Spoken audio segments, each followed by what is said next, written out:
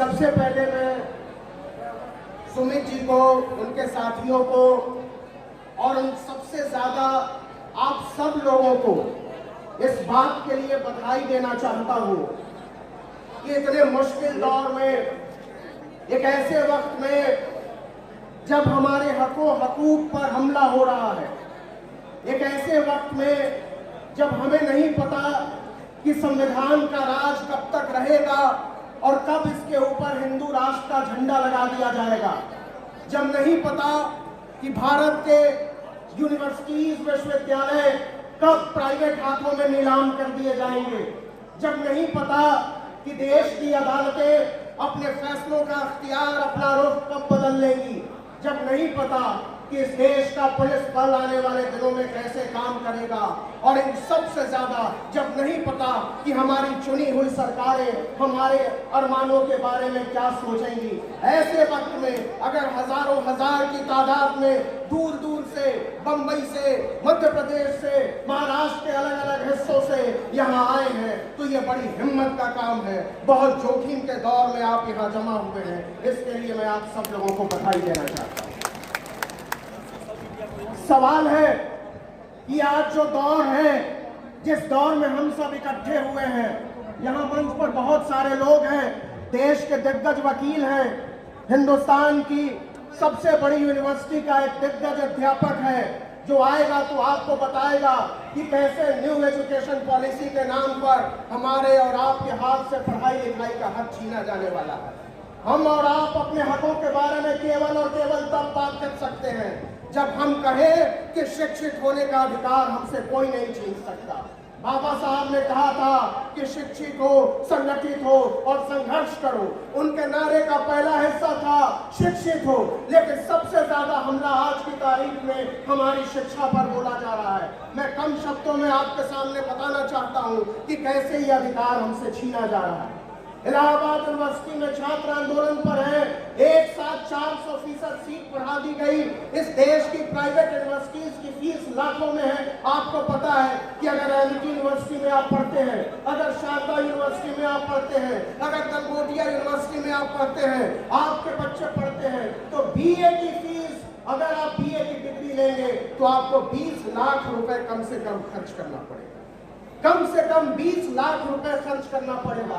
और अगर आप 3 भाई बहन हैं तो समझ लीजिए कि 1 करोड़ रुपए बीए पढ़ने में उनका खर्च हो जाएगा। लेकिन इस देश के प्राइवेट यूनिवर्सिटीज को खड़ा किया गया, जानबूझकर खड़ा किया गया, और इसलिए खड़ा किया गया कि उन यूनिवर्सिटीज में आरक्षण लागू नहीं होता।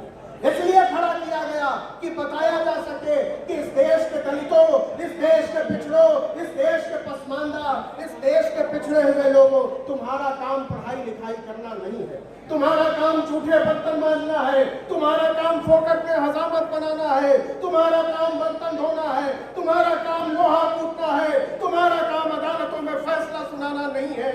लेकिन हम ऐलान करना चाहते हैं कि आप जो ये कॉन्स्पिरेसी थ्योरी चला रहे हैं, इस देश के पिछड़ों के खिलाफ, इस देश के उन लोगों के खिलाफ जो अपने हक के लिए लड़ते हैं, हम आपको ये नहीं करने देंगे। हम अपने बच्चों को ऊपर रखने को तैयार नहीं है, हम वो नहीं करने देंगे। हम इस देश की अदालतों से अपने हक में फैसला लिखवाने आए हैं, इसलिए आज जमा है।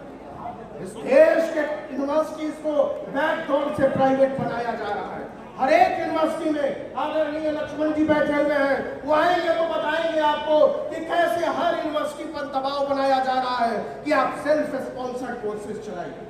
मतलब आप अपना पैसा दीजिए और आप अपनी पढ़ाई कीजिए, और अगर आपके पास पैसा नहीं है तो आप नहीं पढ़ सकते। ये रोक किस लिए? ये रोक इसलिए कि हमारे तबके से कोई वकील न बन सके, हमारे तबके से कोई इंजीनियर न बन सके, हमारे तबके से कोई अफसर और जज न बन सके, हम सेना में न चले जाएं, हम बैठ के राज न करने लगे। इसलिए लेकिन हम कहना चाहते हैं, और यहाँ बैठे हुए इन तमाम लोगों की तरफ से कहना चाहते हैं कि राज करने का अधिकार केवल आपका नहीं है, हमारा था। हमसे आपने हमारा हक छीना, ये हक का मतलब वापस लेने आए। और दिल्ली में बैठी हुई हुकूमतें, लखनऊ में बैठी हुई हुकूमतें, वो तमाम हुकूमतें जो हमारे हकों हुकूक को रौंद कर यह साबित करने पर आमादा है कि नहीं, हम आपको इस सत्ता में भागीदारी नहीं लेने देंगे, उनको हम बताना चाहते हैं। और हम आपको ऐलानिया तौर पर यह चेतावनी भी देना चाहते हैं कि बहुत सचेत रहने की जरूरत है। बहुत महीन तरीके से हमको और आपको बुनियादी अधिकारों तक से बेदखल करने की तैयारी हो रही है। पिछले दरवाजे से जिस तरीके से कृषि कानून लाया गया, जिस तरीके से इस देश में न्यू एजुकेशन पॉलिसी लाई गई और भी सारी पॉलिसीज का रोड मैप तैयार किया जा रहा है, उस पर भी बोलना जरूरी है। हमको एक बड़े एकता की जरूरत है। ये ठीक है कि हम दलितों, पिछड़ों, आदिवासियों की बात करें, लेकिन इसमें जरूरी है कि हम पसमानदा को जोड़ें। यह जरूरी है कि हम उन मुसलमानों को जोड़ें जिनको लिंच किया जा रहा है दिन के उजाले में, रात के अंधेरे में। जरूरी है कि हम किसानों को जोड़ें, जरूरी है कि हम औरतों के अरमानों को जोड़ें, हम अपनी बेटियों को जोड़ें, हम अपनी माओं को जोड़ें। हम एक बड़ी लड़ाई का हिस्सा बनने के लिए यहाँ जमा हैं। और इसलिए मैं कहना चाहता हूं कि आज जब सत्ता के गलियारों से आवाज उठती है कि हम आपको आरक्षण नहीं लेने देंगे, हम आपको अपना अधिकार नहीं लेने देंगे, ये इसलिए उठती है क्योंकि हमने सदियों की सड़ी हुई, गली हुई व्यवस्था को तोड़ने का ऐलान कर दिया।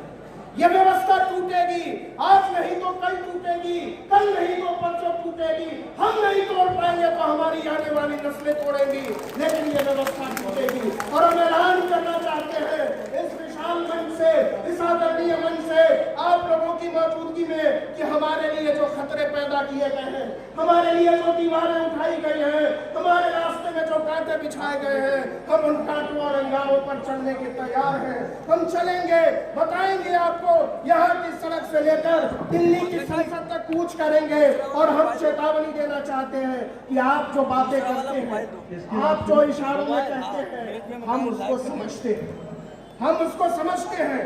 आप जो कॉन्स्पिरेसी चला रहे हैं, आप जो हमको समझाना चाहते हैं अलग अलग तरीकों से कि हम पढ़ने का अधिकार छोड़ दें, हम समानता के अधिकार मांगना छोड़ दें, हम उन अधिकारों की मांग छोड़ दें जो हमारे लोगों में रहता है, तो हम बताना चाहते हैं कि हमने बेड़ियां तोड़ी है, हम आगे भी बेड़ियां तोड़ेंगे। लोहा हमने बनाया, हथियार आपका हो गया, खेती हमने की, जमीन आपकी हो गई, सड़कें हमने बनाई और आपका हो गया टोल टैक्स। ये व्यवस्था इस देश में चलने वाली नहीं है।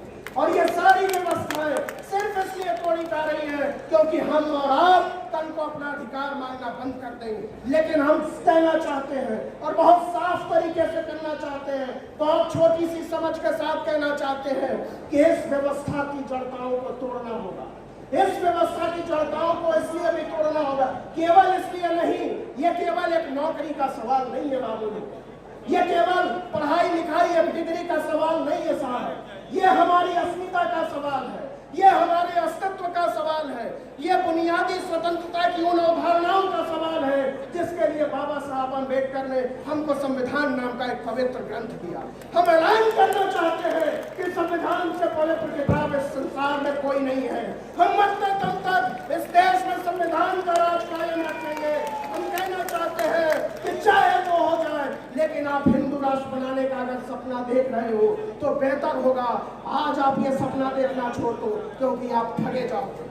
आप बहुत दिनों तक लड़ाई करो, बहुत दिनों तक सोचो, इससे बेहतर है कि आज आप इस पर बात बंद करें। हम समानता और बराबरी के अधिकार के लिए लड़ रहे हैं। मैं ज्यादा वक्त नहीं लेना चाहता हूँ, बहुत सारे लोग बैठे हुए हैं, लेकिन ये बात सच है कि इस देश के दलितों को, इस देश के पिछड़ों को, इस देश के आदिवासियों को, इस देश के पसमानदा मुसलमानों को, भाषाई अल्पसंख्यकों को एक मंच पर आने की जरूरत है।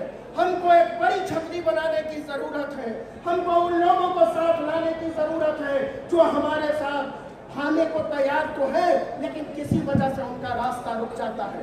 हम उनके लिए रास्ता खाली करें, हम उनके लिए अपनी बाहें फैलाएं, हम उनको अपने साथ लाएं, तब जाकर हम तय कर पाएंगे कि इस देश की हुकूमतें हमारे हिसाब से चले। तब हम तय कर पाएंगे कि इस देश की यूनिवर्सिटीज हमारे हिसाब से चले। तब हम तय कर पाएंगे कि इस देश की अदालतें हमारे खिलाफ फैसला न करें।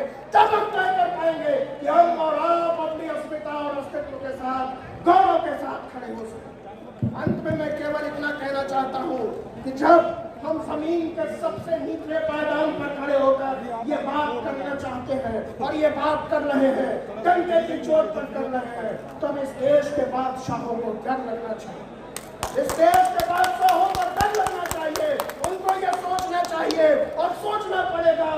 देश का बहुसंख्यक हमारे खिलाफ खड़ा हो गया है। इस देश के 85% लोग बराबरी के पक्ष में हैं। इस देश के 90% लोग समानता, न्याय, बंधुत्व, संविधान के पक्ष में हैं। आप कौन है जो हमारे संविधान के ऊपर अपनी कोई आसमानी किताब रखना चाहते हैं? हम नहीं रखने देंगे। आपको या तो सिंहासन छोड़ना होगा, नहीं तो हमारे हिसाब से काम करना होगा। बेहतर होगा आप हमारे हिसाब से काम करना सीखें। आपके लिए आने वाले दिन आसान होंगे, आपके लिए आने वाले रास्ते आसान होंगे। इस देश के 90% लोगों के खिलाफ जाकर इस देश की कोई हुकूमत नहीं चल सकती, इस देश पर कोई राज नहीं चल सकता। इसलिए हम कहना चाहते हैं कि हम आपका गुरूर तोड़ने आए हैं, हम आपका गुरूर तोड़ने आए हैं और बताने आए हैं, ऐलानिया तौर पर बताने आए हैं कि इतने सारे लोग जब एक साथ चलेंगे, जब मुट्ठी बांधकर चलेंगे, जब कदम ताल करेंगे, जब नमो बुद्धाय करेंगे, जब जय भीम करेंगे, जब बाबू जगदेव की जय बोलेंगे, जब ज्योतिबा फुले का नाम लेंगे, जब पेरियार का नाम लेंगे, तब यकीन मानिए कि इस देश की हुकूमत होगी, चाहे वो कोई भी हो, हिम्मत नहीं होगी हमारे खिलाफ जाने की। आखिर में मैं केवल इतना कहना चाहता हूँ कि हम सब साथ हैं। आखिर में मैं केवल इतना कहना चाहता हूँ कि हमें साथ आकर चलने की जरूरत है, चिल्लाने की जरूरत है, बार बार कहने की जरूरत है और दुनिया को ये बताने की जरूरत है कि अब हम एक हैं। हमारी चट्टानी एकता के सामने सरकारों को डरना चाहिए। बहुत बहुत शुक्रिया। साथियों, नेशनल जनमंच को सब्सक्राइब करें, साथ ही बेल आइकन की घंटी को बजाएं।